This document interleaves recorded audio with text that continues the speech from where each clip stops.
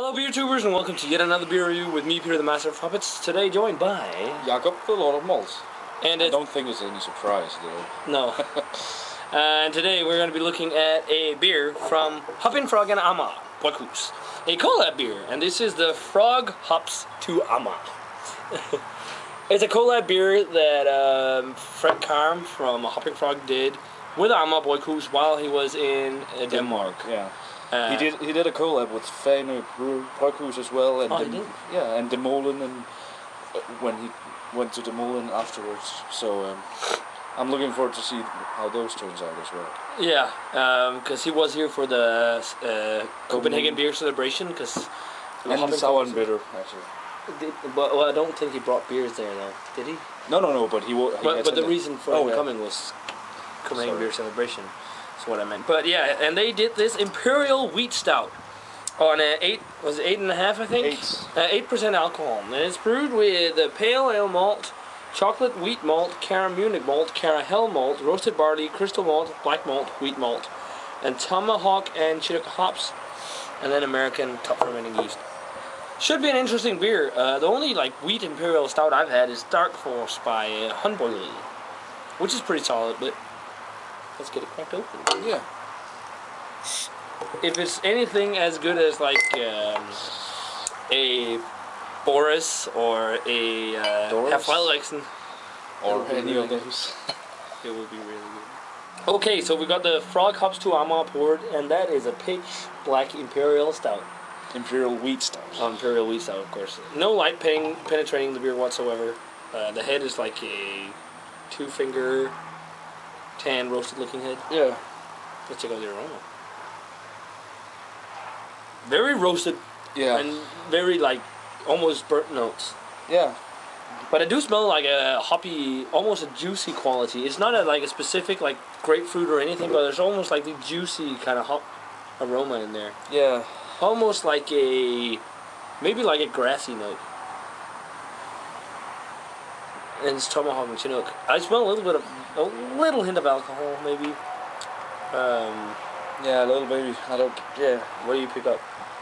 Well, almost licorice kind of smell as well. Kind of the wheat. Barnyard, not barnyard funk, but barnyard wheat kind of Wheaty, yeah. Okay. Well, I do smell some wheaty notes. Some dark chocolate, some coffee, a little bit of a dark fruitiness to it as well, I think. Yeah. Some darker fruits, but it smells fairly good. Let's give it a taste. Cheers. Cheers.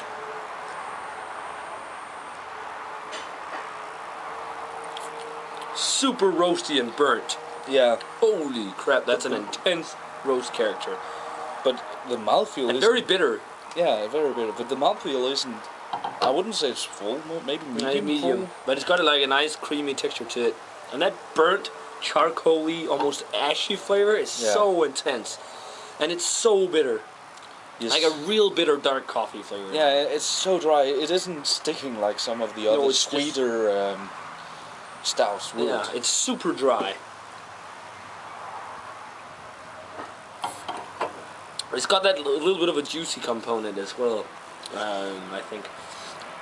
That almost top, but wow, it's really dry. Yeah, it's insane, and that roast just lingers on and on and on. That charcoaly, ashy flavor.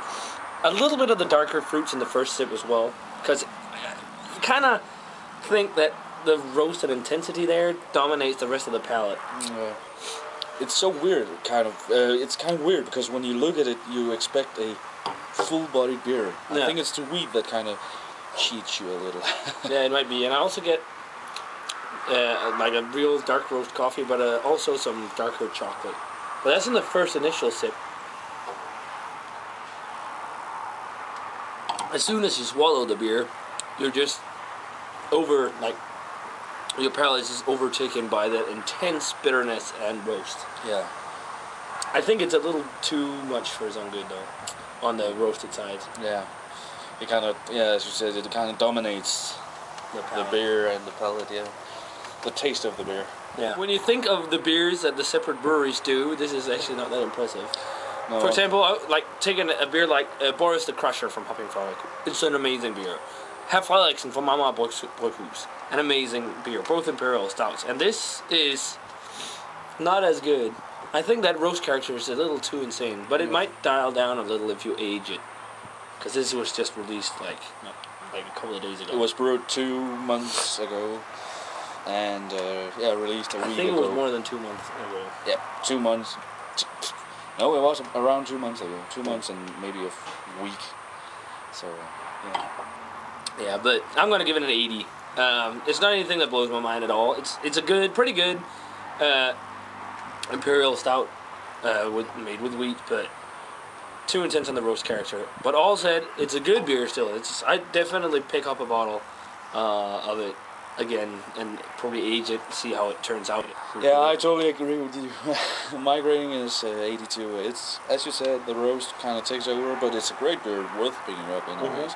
And an interesting take on the Imperial Stout. I think this is probably the most bitter and roasted Imperial Stout I've had. Though actually now when you drink it more, your palate gets a little more used to the bitterness. And then you get a little more of the coffee flavor, but still. Yeah. It's not anything, and it's quite dry as well for an Imperial Stout, because that dryness lingers for so long on your palate. So guys, that does it for this beer review of the Hoppin, Frog, and Amager Bryghus collab, Frog Hops to Amager.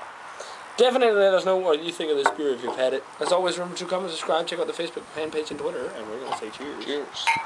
And we're going to see you guys in another beer review.